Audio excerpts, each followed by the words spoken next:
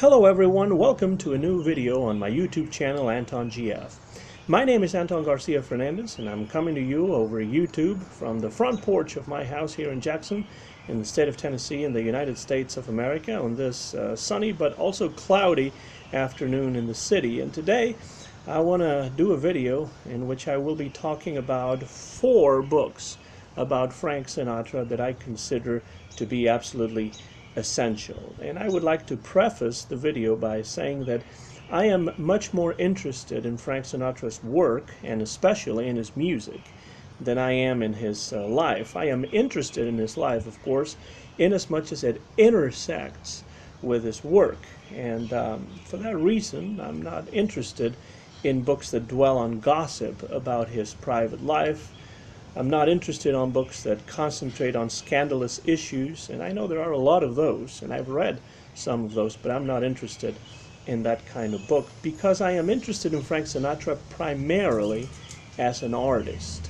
Now, there is a recent 2-volume biography of Frank Sinatra written by James Kaplan, and it is a well-written biography. The first volume, I believe, is called The Voice, and the second one is called The Chairman, and as I say, it's a well-written biography. Both volumes are definitely page-turners, but it just doesn't concentrate enough on his music for my taste. It is well worth a read, but I don't believe it's as essential, or these 2 volumes I don't believe are as essential as the 4 books that I'm going to be talking about. And of course, there are also chapters of books and articles written about Frank Sinatra that are interesting. For example, Gene Lees, in his book The Singers and the Song, has a whole chapter about Sinatra that is really recommendable. And there's that Gay Talese piece called something like Frank Sinatra Has a Cold, or something like that. And that's also well worth a read. But those are not book-length studies. And what I'm going to be concentrating on today are actual books about Frank Sinatra, book-length studies of Frank Sinatra's life and work. And I want to start with this one right here by Will Friedwald. It's called Sinatra, The Song Is You, A Singer's Art. This book was written by Will Friedwald, or at least copyrighted by Friedwald, back in 1995, and this edition that I have right here came out in 1997. And this, to me, is the very best book about Frank Sinatra's music. It is an extremely intelligent, witty appreciation of every recording that Sinatra ever made. It is definitely the book to read if you are as deeply interested in the music of Frank Sinatra as I am. The book is wisely divided not necessarily in a chronological way, but it is divided into periods in Frank Sinatra's career. His work with Harry James, with Tommy Dorsey, his Columbia years, his Capitol years, his Reprise years, but more importantly, it is organized in relation with the arrangers that Frank Sinatra worked with. For example, Axel Stordahl, Nelson Riddle, Gordon Jenkins, Billy May, and I think this is a very wise way of organizing a book about Frank Sinatra's music, because Frank Sinatra really sounded very different, and his records really sounded very different depending on who was arranging those records. And as a matter of fact, Sinatra used to think carefully about the kind of record that he wanted to make, the kind of concept behind the records that he wanted to make, and based on the concept, based on the sound that he wanted to create, he would choose one arranger or another arranger. And so the records that he made with Nelson Riddle, for example, are different from the records that he made with Billy May, and definitely different from the records he made with Neil Hefti or Gordon Jenkins. So this is, I think, a very appropriate way of organizing a book that talks about Frank Sinatra's music. So this is essential reading, pretty much like everything else that Will Friedwald has ever written. To me, Will Friedwald today is one of the best jazz and classic pop critics that we have in America. And not just this book, The Song Is You, but also other books that he's written, like Jazz Singing, and his biographical guide of the great jazz and pop singers. A newer book that he has published not too long ago about classic jazz and classic pop albums. Anything by Will Friedwald is absolutely recommendable. But if you're into Frank Sinatra, this really is a book that you need to have on your shelf. Now, I've spoken at length about this book in a video about my favorite Will Friedwald books, which you can also find on my channel. And so on the description of this video, I'm going to leave the link to that video about Will Friedwald's books. So you can easily click on that link and, if you want, watch the video about Will Friedwald's book. But of course, I just want to emphasize once again how important The Song Is You, a singer's art, has been to me as someone who is deeply interested in the music and in the recordings of Frank Sinatra. Another book that concentrates on Frank Sinatra as a recording artist is this one that I have here, which is called Sessions with Sinatra, Frank Sinatra and the Art of Recording, written by Charles Granata. And this is a book that features many illustrations, and it is well written by somebody, Chuck Granata, who knows the subject really well. He's a historian who is rather close to the Sinatra family, and you can tell that he is close to the Sinatra family because the afterword, as you can see there, was written by Nancy Sinatra herself. And there's also a foreword by Phil Ramone, a well-known producer that worked with Sinatra in the latter part of Frank's career. Another way that you can tell that Charles Granata is close to the Sinatra family is that he appears regularly on Nancy Sinatra's radio show on the Sirius XM satellite radio station, Seriously Sinatra. The show is called Nancy for Frank, and I've heard Granata participating in that show quite a bit. In any case, this is a good book that features a great deal of information, but it isn't as in-depth as Friedwald's study. So it is perhaps a good idea to read Granata's book before you read Friedwald's. So if you are interested in Sinatra's music, this is a good way to start, Sessions with Sinatra. And then you go deeper and you delve deeper into Sinatra's catalog and Sinatra's recordings and Sinatra's music by reading Will Friedwald's The Song Is You. This book, Sessions with Sinatra, is organized chronologically, and it doesn't really talk about all the albums the way that The Song Is You does. The other day I was looking for some information on I Remember Tommy, which is the 1961 tribute album that Sinatra recorded for Tommy Dorsey. And, well, it was referenced, it was mentioned, but it really wasn't discussed thoroughly, if at all. And, however, I must say the most important recordings by Sinatra are referenced and discussed. So it is a good read. And if you turn to the back cover here, you will see that other people have really enjoyed this book, including Quincy Jones, who says the following about this book. Sessions with Sinatra is written from the heart, a refreshing and accurate portrait of the wonderful relationship Frank had with musicians and the depth of his understanding of music. And this is part of what this book is about, the impact of Frank Sinatra on the art of recorded music, and also his modus operandi in the recording studio and his relationship with musicians and arrangers. Says Quincy Jones, Chuck Granata's impressive study captures the true spirit of the beautiful human being I knew Sinatra to be. In musical terms, this book's got chops, and it does have chops, perhaps not as many chops as Will Friedwald's The Song Is You, singer's art. Now, Will Friedwald himself, though, seems to have enjoyed this book because he also says a few words about Sessions with Sinatra, and he says the following. This is Will Friedwald on the back cover of Sessions with Sinatra. Will Friedwald says, Sessions with Sinatra is a delight. Frank Sinatra completely changed the course of what Chuck Granata refers to as the art of recording. His book tells how and why, from the cylinder to the CD, and from Thomas Edison to Harry Sweets Edison. It's all told from a Frankish perspective in order to illustrate how the century's greatest singer impacted upon the medium. There's no other book like it, and you will learn tons about Sinatra that you never knew before.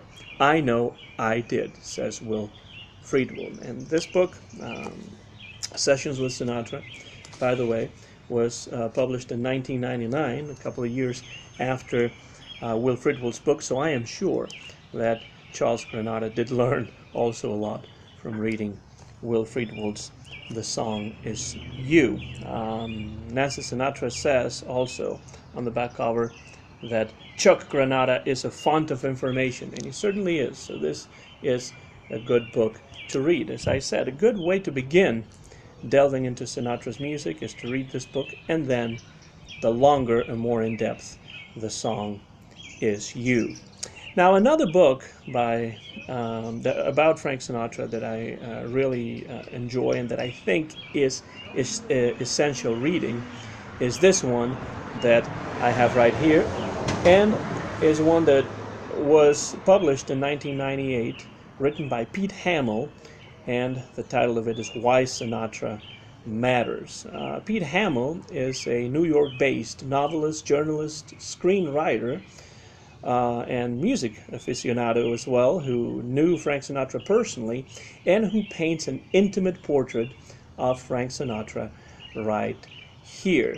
This book explores Sinatra's stature as a cultural icon. It's a personal observation of Frank Sinatra the man, Frank Sinatra the artist, and Frank Sinatra the icon through the years, drawing on memories of conversations that the author had with Frank and also with people who knew him.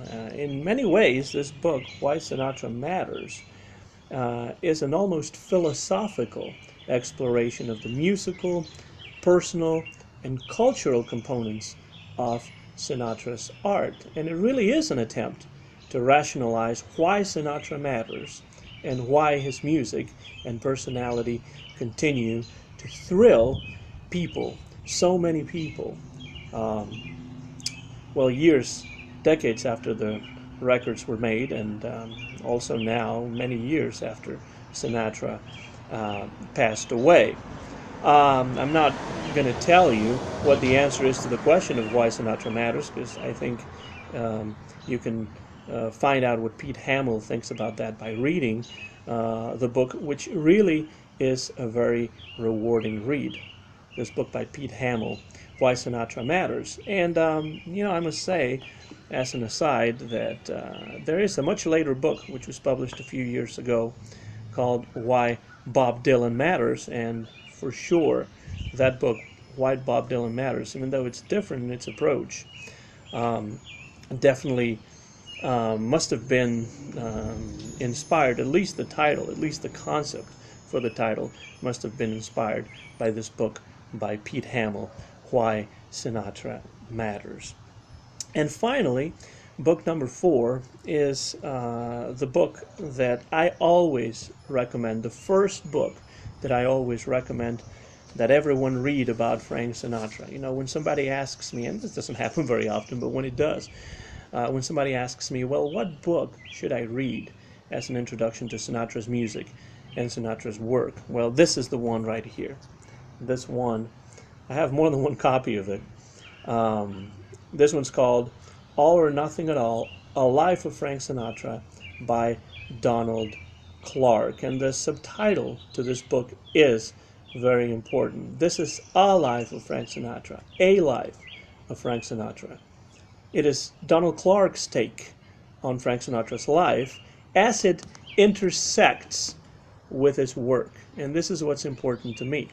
This is a critical biography of Sinatra, a biography that offers a critical appraisal of Sinatra's work and places him firmly within a social, historical, and cultural context. And this is essential to me because we cannot understand Frank Sinatra the man and Frank Sinatra the artist without bearing in mind the historical and cultural conditions that spawned his music and his art. And this is what Donald Clarke does here in this book, All or Nothing at All, A Life of Frank Sinatra. It's brilliantly written, pretty much like Clarke's other books, which are also very recommendable. You know, he's written books like The Rise and Fall of Popular Music.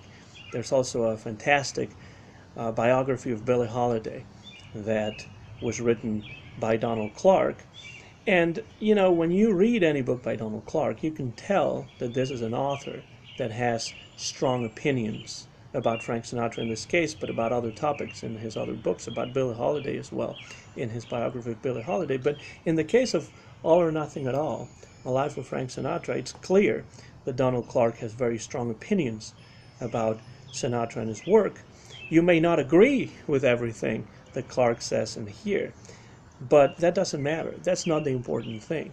The important thing is that his comments, whether you agree with them or not, his critical comments will also lead you to think critically yourself about the work of Frank Sinatra, about the life of Frank Sinatra, about the figure, the iconic figure of Frank Sinatra.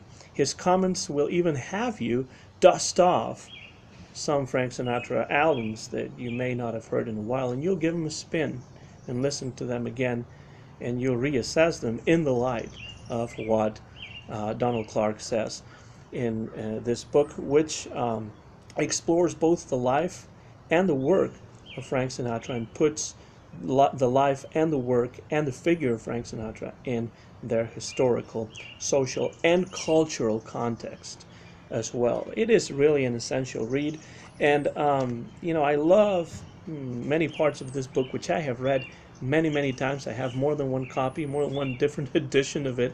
It was originally published in 1998, and this is a copy that I bought in Paris, in France. I was in Paris, in France, back in the summer of 1999, and at the legendary Shakespeare and Company bookstore. I bought it right there, and it had been published just about, you know, a couple of years before. This final chapter of the book is one of the many fascinating parts of this book for me. It's called the Sinatra Enigma, or He is Us and We are Him. And towards the very end of the book, I want to read this passage because it's really enlightening. It really tells you a lot about what Donald Clarke is trying to do here. He says on pages 297 and 298, men and women still dance around one another, looking for love. The goalposts keep moving, but it's the same old game. Sinatra may have been doomed to permanent loneliness, but he lit the corners of dark rooms for those who had to keep searching. Gene Lees, the critic and also songwriter, lyricist Gene Lees has written that Sinatra could hire people to do everything for him except sing. He did that for us. His career is over, but what we have left of Frank Sinatra, the recordings, is the best part. The rest is the echo of our times. And this is what Donald Clarke attempts to do in this book. He explores how the echo of our times, or how the echo of Sinatra's times as well, is present in Sinatra's work, but also at the same time how the echo of Frank Sinatra and Frank Sinatra's work and Frank Sinatra's figure is present in our times as well. And he does a brilliant work. So absolutely, this to me is the very first book that anyone should read about Frank Sinatra if one wants to understand Sinatra's stature as a cultural icon, his life and his work intertwined. All or Nothing at All, A Life of Frank Sinatra by Donald Clarke. And we get to the end of the video like this. These are the 4 essential books that everyone should read and everyone should have about Frank Sinatra. I'm going to show them to the camera one more time. There's Will Friedwald's Sinatra, The Song Is You, A Singer's Art. There's also Charles Granata's Sessions with Sinatra, Frank Sinatra and the Art of Recording. Then we have Pete Hamill's Why Sinatra Matters. And finally, Donald Clarke's All or Nothing at All, A Life of Frank Sinatra. I don't know if you have these books or not. I don't know if you've read these books or not. I don't know if you will read them after you watch the video, but if you've read them, or if you will read them, if you have any comment to make about these books, or if you have other books by Frank Sinatra that you enjoy and that I did not mention, well, there's a comments box underneath this video. You can always write a message there, and I'll be happy to read any of the messages that you write. Thanks a lot for watching. This is Anton Garcia Fernandez saying goodbye from Jackson in the state of Tennessee in the United States of America. Mine is the copyright of this video, which was recorded in the month of May of the year 2020 on the front porch of my house here in Jackson, Tennessee, and you will be very soon able to watch this video on my YouTube channel, Anton GF. Thanks for watching once again, and so long, everybody.